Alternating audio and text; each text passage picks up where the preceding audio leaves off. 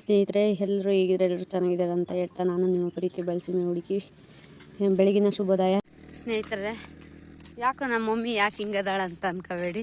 ಅವಳದೇ ತಲೆ ನೋವು ಆಗ್ಬಿಟ್ಟೈತೆ. ಯಾಕಂದರೆ ಆ ಮೊಬೈಲಲ್ಲಿ ವಾಟ್ಸಪ್ನಲ್ಲಿ ಕಳಿಸಿರೋವೆಲ್ಲ ಫೋಟೋಸ್ ಇದ್ದಾವೆ, ಬಟ್ ಅವು ಗ್ಯಾಲ್ರಿ ಒಳಗೆ ಬಂದಿಲ್ಲ.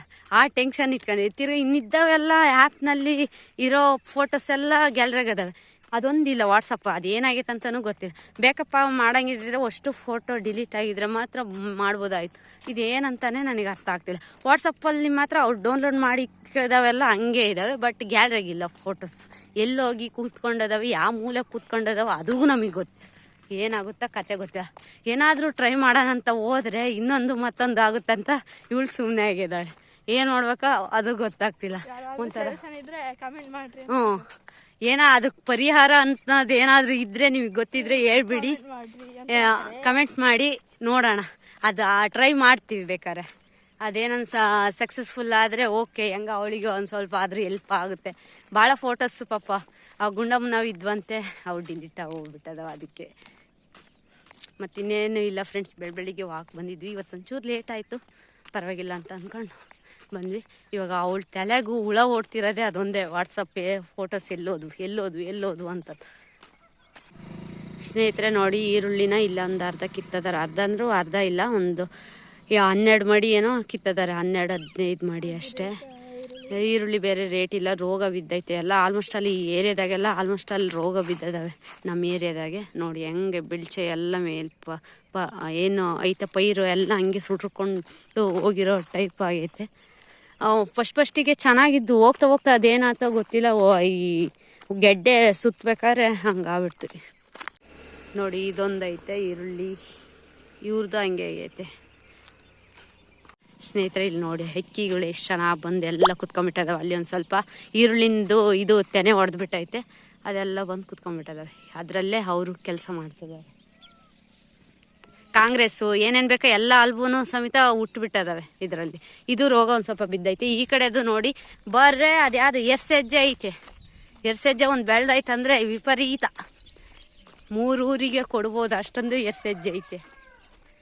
ಈರುಳ್ಳಿನೂ ಸಮೇತ ಅಂತ ಇದರಲ್ಲಿ ಎಲ್ಲ ಆಲ್ಮೋಸ್ಟ್ ಅಲ್ಲ ಎಲ್ಲ ಅಷ್ಟೇ. ಈ ಕಡೆ ಸೈಡ್ ಯಾಕೋ ಚೆನ್ನಾಗೇ ಬಂದಿಲ್ಲ ಈ ಸರಿ. ಈರುಳ್ಳಿ ಫಸಲೇ ಚೆನ್ನಾಗಿಲ್ಲ ಯಾರವು. ರಾಗಿ ನೋಡಿ ಎಷ್ಟು ಚೆನ್ನಾಗಿ ಬಿದ್ದುಬಿಟ್ಟೈತೆ. ಅದು ಯಾರ್ಯಾರು ಹೆಣ್ಮಕ್ಳು ಬಂದು ಕೊಯ್ತಾರೋ ಬೈಕೊಂತಾರೋ ಗೊತ್ತಿಲ್ಲ, ಯಾಕೆ ಹಿಂಗೆ ಬಿದ್ದೈತೆ ಅಂತಂದು.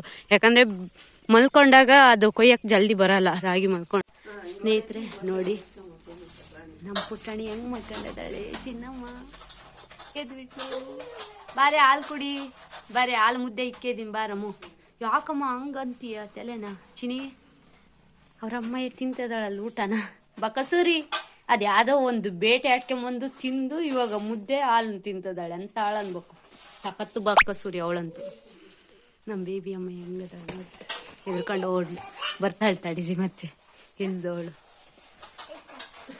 ಐತೆ ಬಿಕ್ಕು ಐತೆ. ಸ್ನೇಹಿತರೆ ನೋಡಿ, ನಮ್ಮ ಬ್ಲಾಕಿಯಮ್ಮ 7:15 ಇನ್ನೂ ಬಿತ್ಕೊಂಡದಾಳೆ. ಅದೆಂಥ ಸಂಪಾಗಿ ನಿದ್ದೆ ಮಾಡ್ತೈತೆ ಅಂದರೆ ನಾನು ಮಾತಾಡ್ತಿರೋದು ಅವಳಿಗೆ ಕೇಳ್ತಿಲ್ಲ. ನೋಡೋಣ ತಡೀರಿ, ಹತ್ರಕ್ಕೆ ಹೋಗಿ ಎಚ್ಚರಿಕೆ ತಾಂಡ್ಲ ಮಣಿ. ಎದ್ದಾಳ್ತಿ ಇಲ್ಲೇ ಇನ್ನು ಬಿತ್ಕೊಳ್ತೀಯ? ಏನು ಸಂಪಾಗಿ ನಿದ್ದೆ ಮಾಡ್ತೀಯಮ್ಮ? ಉಣ್ಣೆ ಆಗ್ಬಿಟ್ಟದಾವೆ, ನೋಡಬೇಕು, ಅದಕ್ಕೆ ಔಷಧಿ ಹಚ್ಚಬೇಕು. ಎದ್ದಾಳ್ತಿ ಇಲ್ಲ ಹೇಳು. ಹಾಂ ಮಲ್ಕೋ, ಆಯ್ತು, ನಾನು ಡಿಸ್ಟರ್ಬ್ ಮಾಡೋದು. ಸ್ನೇಹಿತರೆ, ಇವತ್ತು ನಾನು ಕುರಿಯಕ್ಕೆ ಬಂದಿದ್ದೀನಿ. ನೋಡಿ ಬಿಸಿಲೇನು ಇವತ್ತಂಥ ಮಟ್ಟಿಗಿಲ್ಲ, ಒಂದು ರೇಂಜಿಗೆ ಐತೆ ಬಿಸಿಲು ಅಷ್ಟೇ. ನೋಡಿ ಅಷ್ಟೇ ಇರೋದು, ಏನು ಅಷ್ಟು ಜೋರಾಗಿಲ್ಲ. ಒಂಥರ ತಿರ್ಗಾ ಬೆವ್ರು ಜಾಸ್ತಿ ಬರ್ತೈತೆ ಅಷ್ಟೇ. ಅಂದರೆ ಒಂದು ಸ್ವಲ್ಪ ಮೂಗು ಗಮ್ಮದ ಥರ ಐತೆ. ಮಳೆ ಆಗ ಕಡಿಕೆ ಆಗೈತೆ. ಒಂಥರ ತಣ್ಣನ ವಾತಾವರಣ ಇರುತ್ತೆ ನೈಟ್ ಟೈಮು. ರಾತ್ರಿ ಹೊತ್ನಾಗ ಒಂಥರ ತಂಗಾಳಿ ಬೀಸ್ದಂಗೆ ತಂಪಾದ ಗಾಳಿ ಬೀಸುತ್ತೆ. ಇವಾಗೂ ಬೀಸ್ತೈತೆ ಒಂದು ಸ್ವಲ್ಪ ಲೈಟಾಗಿ. ನೋಡಿ ಇವತ್ತು ನಾನು ಕುರಿ ಡ್ಯೂಟಿಗೆ ಯಾಕೆ ಬಂದೆ ಅಂದರೆ, ನಮ್ಮಣ್ಣ ಎಲ್ಲೋ ಫಂಕ್ಷನಿಗೆ ಹೋಗ್ಬೇಕಾಯ್ತು. ಹಾಗಾಗಿ ನೀರು ಕಟ್ಟಿ ಹೋಗ್ತೀನಿ ಅಂತ ಅಂದ. ಹಾಗಾಗಿ ನೀನು ಹೋಗು ಪೂಜಮ್ಮ ಅಂತ ಅಂತು. ಅದಕ್ಕೆ ನಾನು ನಮ್ಮ ಅಪ್ಪಾಜಿ ಬಂದೈತೆ. ನಮ್ಮ ಅಪ್ಪಾಜಿಗೆ ಇನ್ನೂ ಗೊತ್ತಿಲ್ಲ, ಯಾಕಂದರೆ ನಮ್ಮ ಅಪ್ಪಾಜಿಗೆ ಹೇಳಿದರೆ ಎಲ್ಲಿಗೂ ಕಳಿಸಲ್ಲ. ಹಾಗಾಗಿ ನಾನು ನಮ್ಮಣ್ಣ ಈ ಥರ ಪ್ಲ್ಯಾನ್ ಆಗ್ತಿರ್ತೀವಿ ಅವಾಗವಾಗ. ಸುಮ್ಮನೆ ಸುಳ್ಳು ಹೇಳು ಸದ್ಯಕ್ಕೆ, ಆಮೇಲೆ ವಿಚಾರ ತಿಳಿಸು ಅಂತಾನೆ. ಆಮೇಲೆ ವಿಚಾರ ತಿಳಿಸಿದಾಗ ನಮ್ಮ ಅಪ್ಪಾಜಿ 1-2 ಮಾತು ಬೈತಾರೆ, ಆಮೇಲೆ ಸುಮ್ಮನೆ ಆಗ್ತಾರೆ. ಅದಕ್ಕೆ ಮುಂಚೆಲಿ ಮಾತ್ರ ನಾವು ವಿಚಾರನೇ ತಿಳ್ಸೋಕ್ಕೋಗಲ್ಲ ನಾನು ನಮ್ಮಣ್ಣ. ಕೆಲವೊಂದು ಟೈಮ್ ಅಷ್ಟೇ, ಎಲ್ಲ ಟೈಮಲ್ಲೂ ಸುಳ್ಳು ಹೇಳಲ್ಲ, ಕೆಲವೊಂದು ಟೈಮಲ್ಲಿ ಅಷ್ಟೇ. ನಮ್ಮ ಕುರಿಗಳೆಲ್ಲ ಜಾಲಿಕಾಯಿ ತಿಂತಿದ್ದಾವೆ, ಭಾಳ ಬಿದ್ದದಾವೆ. ಯಾಕೆ ಜಾಲಿಕಾಯಿ ತಿಂತಿಲ್ಲ ಗೊತ್ತಿಲ್ಲ. ಮುಳ್ಳ ನಮ್ಮ ಮುಳ್ಳ ಅಲ್ಲಿ ಬರೋಕ್ಕಾಗ ನೋಡಿ, ಎಷ್ಟೊಂದು ಜಾಲಿಕಾಯಿ ಇದ್ದಾವೆ, ತಿನ್ನಂಗಿಲ್ಲ, ಸುಮ್ಮನೆ ನಿಂತ್ಕೊಂಡು ನೋಡ್ತದವೆ. ಜಾಲಿಕಾಯಿ ತಿನ್ನಿಸ್ಕೊಂಡು ಹೊರಡ್ತಾ ಇದ್ವಿ ನಾನು ನಮ್ಮ ಅಪ್ಪಾಜಿ ಕೊಟ್ಕೊಂಡು. ಗಾಳಿ ನೋಡಿ ಹೆಂಗೆ ಬರ್ತೈತೆ ತಂಪಾಗಿ, ಬಿಸಿಲು ಅಷ್ಟೊಂದಿಲ್ಲ, ಎಲ್ಲ ಮಾಡ ಕವಿದಿದೆ, ಮೂಡ ಕವಿದಿದೆ, ವೆದರ್ ಚೆನ್ನಾಗಿದೆ, ಕೂಲಾಗಿ. ಕುರಿ ಎಲ್ಲ ನೀರು ಕುಡಿತದವ ಸ್ನೇಹಿತರೆ. ಇಲ್ಲಿ ಬೋರ್ ಐತೆ ನೋಡಿ, ಚಾಲಾಗೈತೆ. 8 ಗಂಟೆ ಕರೆಂಟು, 1 ಗಂಟೆಗೆ ಹೋಗುತ್ತೆ, ಹಾಗಾಗಿ ಚಾಲಾಗೈತೆ ನೋಡಿ ಸ್ನೇಹಿತರೆ. ಗೌಡ್ರು ಕಪ್ಲಕ್ಕೆ ಬಂದು ಅವ್ರ ಕಾಂಗ್ರೆಸ್ ಏನು ಗೋಧಿದು ಇದು ಇತ್ತಲ್ಲ ಕೂಳೆ, ಅದ್ರಕ್ಕೆ ಬಿಟ್ಟಿದ್ವಿ, ಎಲ್ಲ ಮೇಯ್ತದ ಸುಮ್ಮನೆ, ಏನು ತಾರಡಿಸ್ತಿಲ್ಲ, ಬಿಸಿಲೇನಿಲ್ಲ, ಮೋಡ ಆಗಿಬಿಟ್ಟೈತೆ ಸ್ನೇಹಿತರೆ. ಇದು ಗೌಡ್ರದ್ದು ಕೆಂಗ್ಲುಗಟ್ಟೆ, ಇಲ್ಲೇ ಕರಿಕೆ ಕಟ್ಟೈತೆ ಆ ಜಾಲಿ ಮರದಿಂದ ಆ ಕಡೆಗೆ, ಅದನ್ನೆಲ್ಲ ಅಲ್ಲೆಲ್ಲ ಐತೆ. ಅಲ್ಲಿ ಜಾಲಿ ಮರದ ಅಡೆಲ್ಲ ಹಸಿನೇನಂತಂದು ಜಾಲಿಕಾಯಿ ಎಲ್ಲ ತಿಂದು ಹೊರಕೊಳ್ತಾ ಇದ್ದಾವೆ, ಅಲ್ಲೆಲ್ಲ ಇವು ಬರ್ತಾ ಇದ್ದಾವೆ. ಈ ಥರ ಎಕ್ಕೆ ಗಿಡ ಅಡವೆಯಲ್ಲಿ ಸಿಕ್ಬಿಟ್ರೆ ಈ ಥರ ಪಟ್ ಅನ್ಸೋದೇ ಒಂಥರ ಮಜಾ ಐತೆ. ಅದು ಯಾಕೋ ಪಟ್ ಅಂದಂತು ಇದಂತು ಪಟ್ ಪಟ್ ಇದಲ್ಲ ಅನ್ಸಿದ್ನಿ. ದೊಡ್ಡವಾದರೆ ಚೆನ್ನಾಗಂತ ಯಾವ ಸರಿಯಾಗಿಲ್ಲ. ಇಲ್ಲಿ ಎಕ್ಕೆ ಗಿಡ ಸರಿಯಾಗದ, ಪಟ್ ಅನ್ನಂಗಿಲ್ಲ. ಅಲ್ಲೇ ತಿಸ್ ಅಂತ, ಈ ಪಟಾಕಿ ಹೆಂಗೆ ಅಲ್ಲೇ ತಿಸ್ ಅಂತ ಪಟಾಕಿ, ಆನೆ ಪಟಾಕಿ. ಇದ್ರಾಗ ಮುಗ್ಗೈದ ನೋಡ, ಇದು ಅನ್ನಂಗೆ. ಎಷ್ಟು ಚೆನ್ನಾಗಿ ಪಟ್ಟು ಕೊಡ್ತದವೆ. ಇವು ಯಾವ ಪಟ್ಟು ಅಂತಿಲ್ಲ, ಇದಂತೂ ಅದು ಚೆನ್ನಾಗಂತು, ಇದು ಅಂದಿಲ್ಲ ನೋಡಿ ಎಷ್ಟು ಚಂದದ. ಇವನ್ ಪಟ್ಟು ಗುಡ್ಸ್ಕೊಂಡೇನೆ ನಿಂತ್ಕೊಂಡ್ರೆ ನಮ್ಮ ಅಪ್ಪಾಜಿ ನನ್ನನ್ನೇನಿಲ್ಲ ಬೈತಾರೆ. ಸ್ನೇಹಿತರೆ, ನಮ್ಮವೆಲ್ಲ ಇಲ್ಲಿ ಮೇಯ್ತದ, ತೊಗರಿ ಗಿಡ ಕೂಳೆ ಆಗಿದ್ವಲ್ಲ ಅವೆಲ್ಲ, ಅದರಲ್ಲಿ ಒಂದು ಸ್ವಲ್ಪ ಕಾಳು ಸಿದ್ದಿರ್ತಾವಲ್ಲ ಅವನ್ನೆಲ್ಲ ಆರಿಸ್ಕೊಂತಿರೋದು, ಮತ್ತು ಒಂದು ಸ್ವಲ್ಪ ತರ್ಗೇನಿರುತ್ತೆ ಅದನ್ನು ತೊಗರಿ ಹುಬ್ಳಿಂದು ತಿಂತದವೆ. ನಾನು ಬಂದು ಹೊಂಗೆ ಗಿಡದಡೆಯಲ್ಲೇ ಕೂತ್ಕೊಂಡಿದ್ದೀನಿ ನೋಡಿ, ಎಷ್ಟು ಚೆನ್ನಾಗೈತಿ, ಚಿಗುರುತ್ತೈತಿ ಇನ್ನು ಇವಾಗ ಎಲೆಲ್ಲ ಉದುರಿಸಿ, ಎಲ್ಲ ತರಗೆ ಐತೆ, ಚೆನ್ನಾಗೈತೆ ಸ್ನೇಹಿತರೆ. ನಮ್ಮ ಅಪ್ಪಾಜಿ ಆ ಜಂಬಿ ಗಿಡದ ಹತ್ರ ತೂಗುಡಿಸ್ತೈತೆ ನಿದ್ದೆನ. ನಾನು ಅಲ್ಲಿ ತೂಗುಡ್ಸಿದೆ, ಆಗ ಹೊಂಗೆ ಗಿಡ ಏನಿತ್ತು ಅದ್ರ ಅಡೆಯಲ್ಲೇ ಕುತ್ಕೊಂಡು ತೂಗುಡ್ಸಿದೆ, ನಿದ್ದೆ ಹೋಯ್ತು. ನನಗೆ ಈ ಥರ ಎಕ್ಸ್ಪೀರಿಯೆನ್ಸ್ ಆಗಿದೆ, ಯಾಕಂದರೆ ಅಡವಿಗೆ ಬಂದಮೇಲೆ ಒಂದು ಅರ್ಧ ಗಂಟೆ ಆ ಗಾಳಿ ಯಾವ ಸೋಕುತ್ತೋ ಅವಾಗ ಒಂದು ಸ್ವಲ್ಪ ಅರ್ಧ ಗಂಟೆ ನಿದ್ದೆ ಇದಾಗುತ್ತೆ, ಆವಾಗ ತೂಗುಡ್ಸಿನೇ ಕಳ್ಕೊಂಬಿಡ್ತೀನಿ.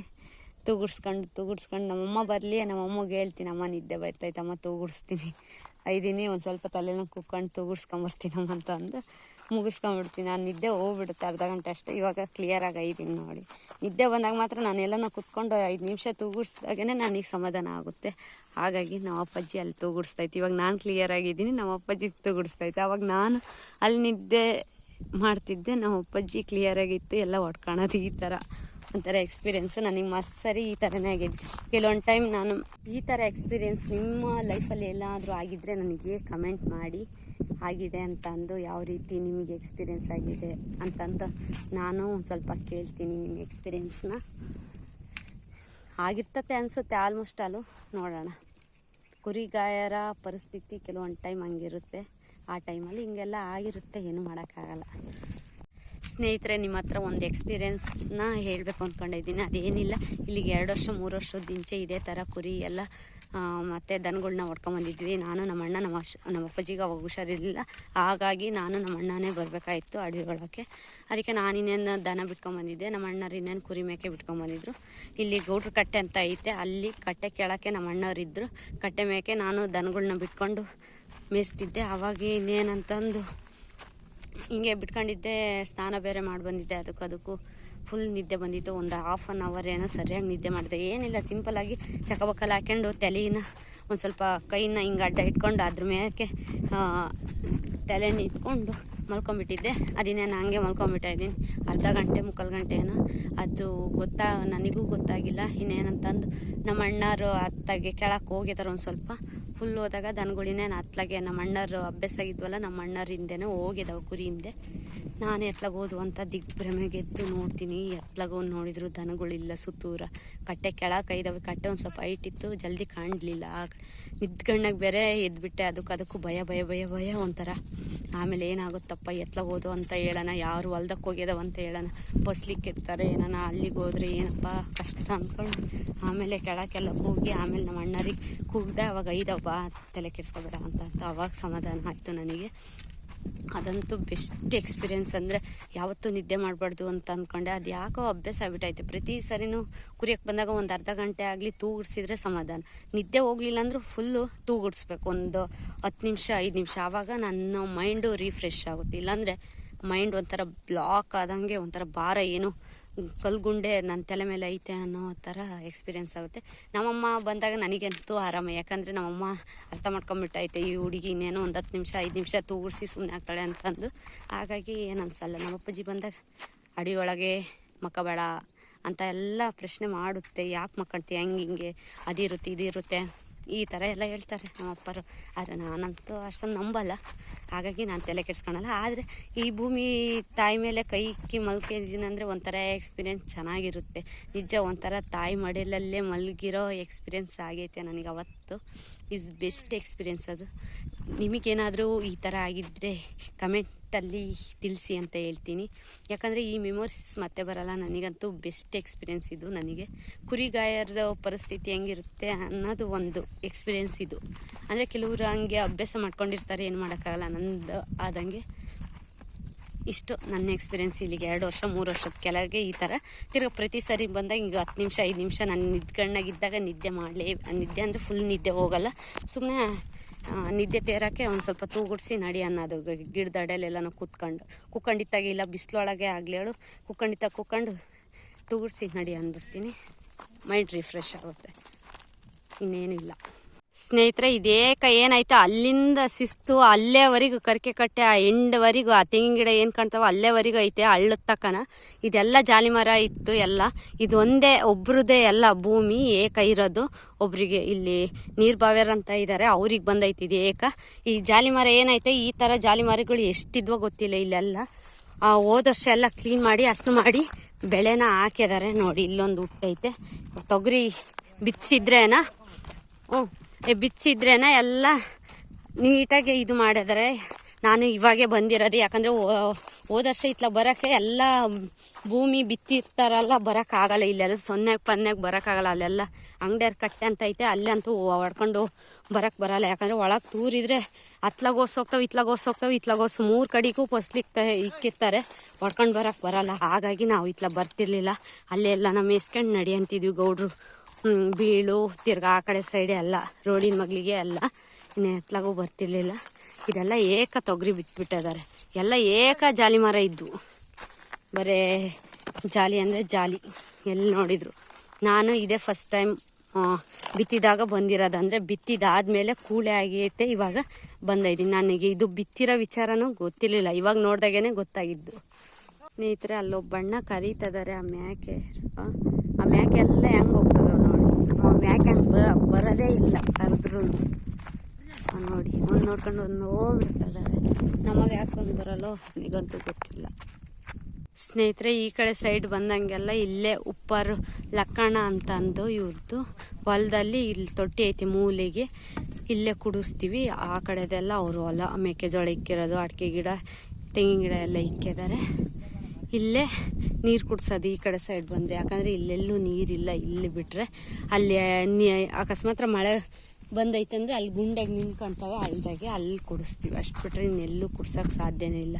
ಬೇಸಿಗೆ ಅಂತ ಬಂದರೆ ಮಳೆ ಗಾಳಿ ಇಲ್ದಾಗ ಅವಾಗ ಇಲ್ಲಿ ಬಂದೇ ಕುಡಿಸ್ಬೇಕು ಎಷ್ಟೊತ್ತಿದ್ರು ನಾವು.